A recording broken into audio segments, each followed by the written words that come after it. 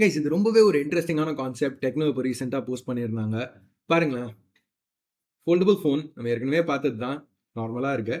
But இதில் 2 ஏரியாவில் hinges இருக்கு. ஸோ ட்ரிபிள் ஃபோல்ட் அப்படிங்கிறாங்க. இது ஒரு கான்செப்ட் ஃபோன். இதான். ஸோ நார்மலாக இருக்கிற அந்த ஸ்கொயரிஷ் ஆஸ்பெக்ட் ரேஷியோக்கு பதிலாக இங்கே ஆக்சுவலாக ஒரு 16:9 க்ளோஸ் டு 16:9 ஆஸ்பெக்ட் ரேஷியோ கிடைக்குது. ஸோ 3 ஆப்ஸ் ஒரே நேரத்தில் யூஸ் பண்ணலாம், அதை விடுங்க. பட் ஆக்சுவல் டேப்லெட்டாக யூஸ் பண்ணுறதுக்கு இன்னும் ஈஸியாக இருக்கும்.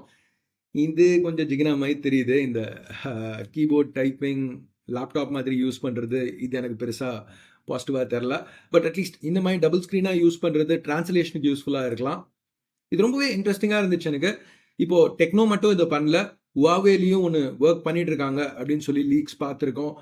ஷாமியும் ஒன்று ஒர்க் பண்ணிட்டு இருக்காங்க ட்ரிபிள் ஃபோல்ட் அப்படின்னு சொல்லி ரூமர்ஸ் பார்த்துருக்கோம். ஸோ இதை பற்றி என்ன நினைக்கிறீங்க? இன்ட்ரெஸ்டிங்காக இருக்குல்ல?